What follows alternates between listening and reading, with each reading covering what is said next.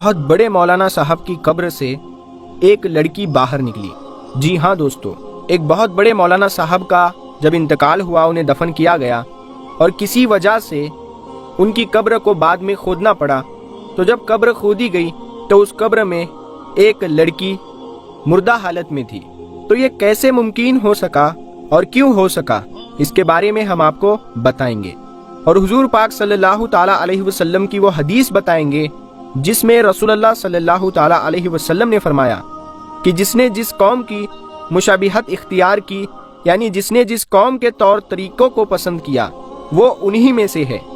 प्यारे दोस्तों, मुशाबिहत एक हालत का नाम है जो इंसान पर तारी होती है और मुशाबिहत करने से जिसकी मुशाबिहत की जाए उसकी ताज़ीम होती है। इसी वजह से आप सल्लल्लाहु ताला अलैहि वसल्लम ने इसे हराम करार दिया है। तो दोस्तों, वाक़िया कुछ इस तरह से है कि एक मर्तबा मक्के में एक आलिम दीन का इंतकाल हो गया और उन्हें मुसलमानों के एक कब्रिस्तान में दफन कर दिया गया। उनकी मौत के कुछ सालों के बाद एक और शख्स का इंतकाल हुआ। अब क्योंकि अरब का दस्तूर है, जब कोई कब्र पुरानी हो जाए तो उस कब्र में पुराने मुर्दे की जगह नए मुर्दे को दफन कर देते हैं और इस तरह कई मुर्दे एक कब्र में दफन हो जाते हैं। लिहाजा उस शख्स को दफन करने के लिए मौलाना साहब की कब्र खोली गई ताकि नए मुर्दे को इस कब्र में दफन कर दिया जाए। लेकिन प्यारे दोस्तों, कब्र खोलते ही एक अजीब व गरीब मंजर सामने था, क्योंकि कब्र में आलिम साहब की लाश के बजाय एक निहायत ही खूबसूरत लड़की की लाश थी और वो लड़की किसी यूरोपियन मुल्क जैसे अमेरिका, फ्रांस वगैरह की मालूम होती थी।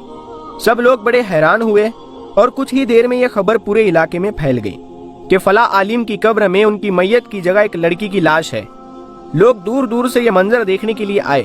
दोस्तों, क्या वजह थी कि आलिम साहब की कब्र में उस लड़की की लाश निकली, ये आगे हम आपको बताएंगे। उससे पहले सबसे गुजारिश है कि चैनल को जरूर सब्सक्राइब करें और बेल आइकन दबा दें। तो आइए देखते हैं वीडियो। प्यारे दोस्तों, जब ये खबर फैलने लगी कि आलिम साहब के कब्र से लड़की निकली है तो आसपास के लोग वहां जमा होने लगे। इत्तेफाक से वहां पर हज करने के लिए एक फ्रांस का मुसलमान भी आया था। उसने जब उस लड़की की सूरत देखी तो उसने कहा कि मैं इस लड़की को जानता हूँ, ये फ्रांस की रहने वाली है, इसका पूरा घर ईसाई मजहब से ताल्लुक रखता है, लेकिन यह खुफिया तौर पर चुपके से मुसलमान हो गई थी और इसने मुझसे भी इस्लाम की कुछ बातें जरूर पढ़ी थी। फिर कुछ दिन बाद ये बीमार हुई और मर गई, तो इसके घर वालों ने इसे ईसाइयों के कब्रिस्तान में दफन कर दिया। और अब अजीब बात यह है कि इसकी कब्र मक्का में पहुंच गई है, यानी इसकी लाश यहाँ पहुंच गई। लोगों ने कहा कि इस लड़की की मैयत यहाँ होने की वजह यह हो सकती है कि ये नेक और मुसलमान औरत थी। लेकिन फिर आलिम साहब की मैयत कहाँ गई, उनकी लाश का क्या हुआ? किसी ने कहा कि हो सकता है उनकी लाश उस लड़की की कब्र में चली गई हो। तो वो जो फ्रांस वाला मुसलमान था, उसने कहा कि मैं कुछ दिनों में हज से फारिग होकर अपने मुल्क वापस फ्रांस जा रहा हूँ। मैं उस लड़की के घर वालों को सारा माजरा बताऊंगा और उस लड़की की कब्र खोल कर देखूंगा कि आखिर क्या माजरा है। लोगों ने कहा कि ठीक है, और उन लोगों ने उस फ्रांस वाले आदमी के साथ एक अपना बंदा भेज दिया। आदमी ने अपने मुल्क जाकर लड़की के घर वालों से सारा वाकया बयान किया। तो लड़की के घर वाले बहुत हैरान हुए।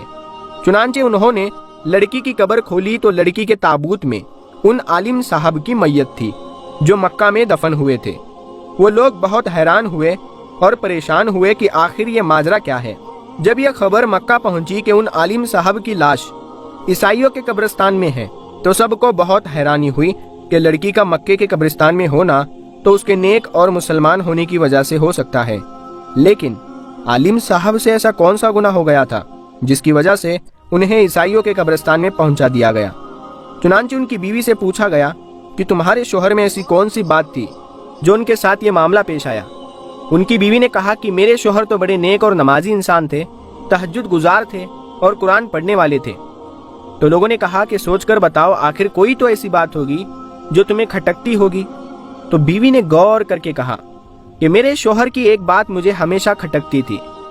जब भी उस पर गुस्ले जनाबत वाजिब होता तो वो नहाने से पहले कहता था कि ईसाइयों के मजहब में तो मजे है, यानी ईसाइयों के मजहब में ये बात बहुत अच्छी है कि उन पर गुस्ल वाजिब नहीं है और हमें तो सर्दी में भी नहाना पड़ता है।